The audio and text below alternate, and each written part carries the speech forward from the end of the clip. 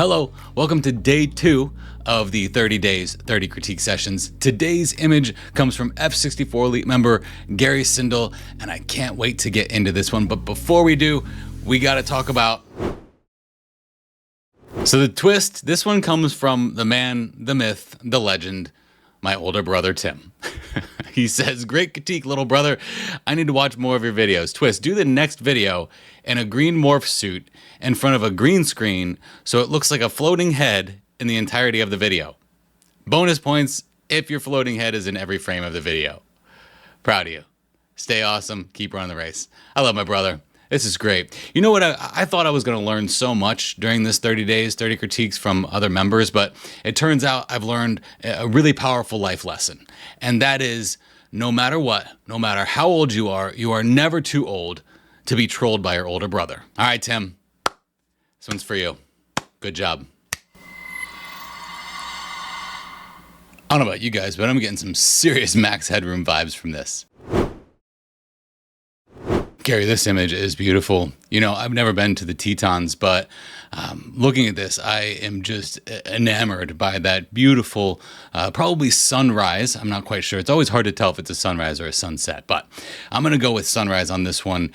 It just really just captures me because you've got this transition from this pinkish orange that's just exploding from the center of the frame there, that's moving out into those beautiful, calming blues that just kind of keep me at peace. You know, like we want to feel energy when we see the color orange like that, but then we're surrounded by this blue calmness. It's almost like that hard charger that just can't wait to go do something. But then, you know, there's this, hold on, just be present, be calm.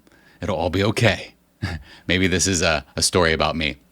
Anyway, I really enjoy that. And the space that you're giving me in the foreground there, you know, as the blades of grass are right in front of me, it seems like I can almost feel them just at my legs as I walk up there with my tripod and stand next to you and photograph this. And that's powerful when you can make the viewer feel like they're right there with you. Now, with that being said, I enjoy the space. You've made a great composition and captured this moment in a beautiful way. There are a couple disconnects that I have with it. And the first disconnect is that space in the foreground. I just want it to be a little bit brighter to invite me into that space a little bit more so that I can really enjoy everything that's right in front of me. I feel like my eye wants to go to the sky before it goes to the foreground, and you're trying to invite me into the foreground. So it's almost one of those things where it's like, if you're going to put the foreground in darkness, almost why put it there at all? If we put a good connection between the light source and the area that you want me to stand in, that's where you get a really strong recipe for connecting with the viewer. And the second thing is the greens. I do enjoy the fact that you were not afraid to push those greens, but part of what happens when you are trying to make any color stand out, if the tonal value that is there first is not really that strong, what'll happen is you end up adding saturation into that color to try and get that color to capture the attention of the viewer.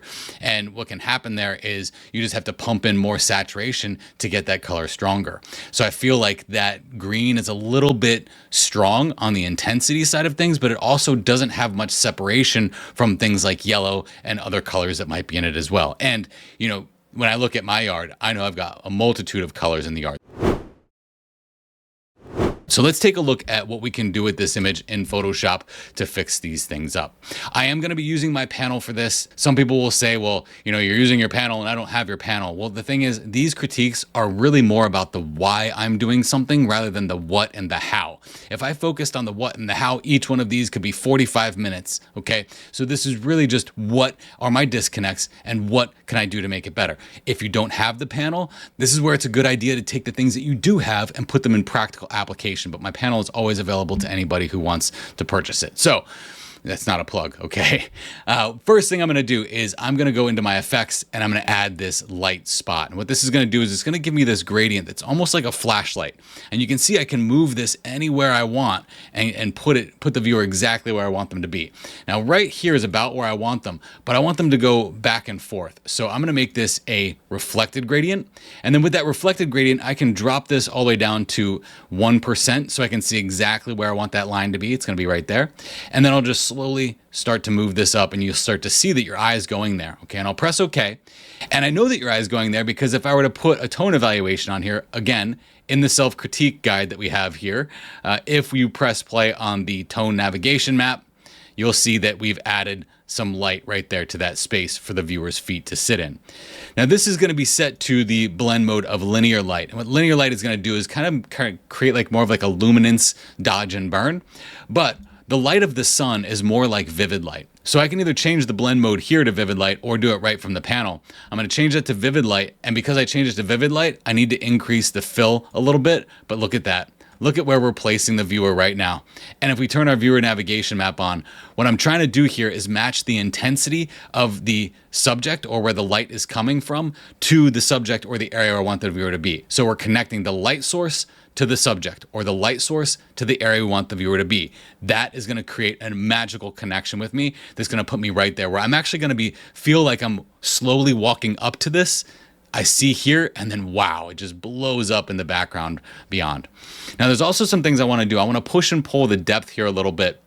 And to do that, I'm going to use depth masking. But this depth masking is going to be 100% automatic from the panel. Okay, so normally depth masking can be an atrocity to go into the neural filters, grab the depth mask, pull the depth mask, make a luminance selection for the depth mask, and then put the depth mask on what you want it to be on. I've got these automated depth mask buttons here that are just going to help me with this critique so that you can see this quicker and faster. So I'm going to do the depth close first, and what this is going to do is it's going to create a selection for what's closest to me in the image, and then it's going to give me a curve here that I can brighten or darken this with so I can even get more light into that space. And this happens with what's closest to me first in the foreground. This is the depth. So this is the foreground. I have a depth mask right here, and that shows me the foreground area. And these don't have to be perfect, folks. Like you look at this, and you're like, well, that mask doesn't look right. Well, it actually is good enough to fool the eye, and that's typically all you need most of your masks to do. If you needed more out of it though, or you wanted to feather it more, you could obviously feather that mask and blend it and blur it a little bit more so that it doesn't create any hard edges that you might not like. Now, what I'm going to do on the other side is I'm going to go ahead and press the auto for the background.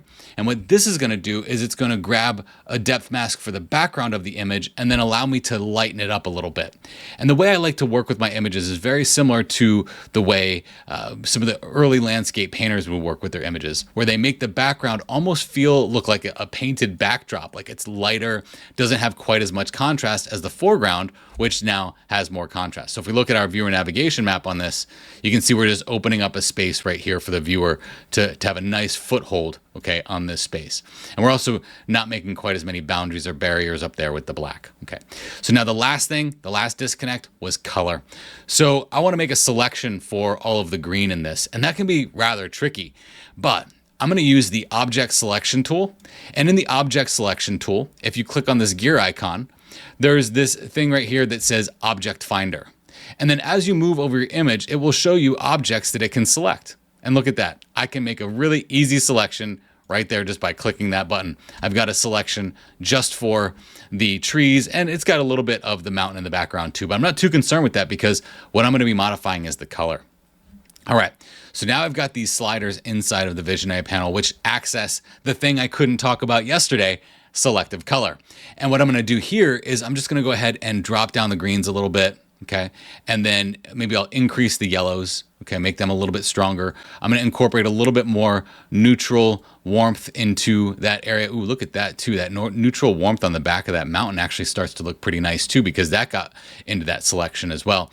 And then I'm going to take off this tool. Actually, what I would recommend before you change tools, go into the object finder and turn it off, because if you ever use this tool again, it can really slow Photoshop down, as it will constantly be looking for a place to find objects in your image. So we'll look at our before and our after. Okay, you see I'm getting a little bit more color inside of those greens. Now what I want to do here is actually grab a brush, and then on my mask itself, I'm just going to start painting in with the color black to make it go away. So what you're going to see that I'm doing here is I'm actually creating a variation between the green and the yellow that's here, so I can make some of that green come back where the green was pretty strong, and then there will be some yellow just kind of mixed in with it. So I'll just kind of paint this along the edge, maybe a little bit here, a little bit there, and basically what I'm doing here is just, again, I'm blending in the best of both worlds. This would be like a painter. Very rarely would a painter ever put tube green on their image.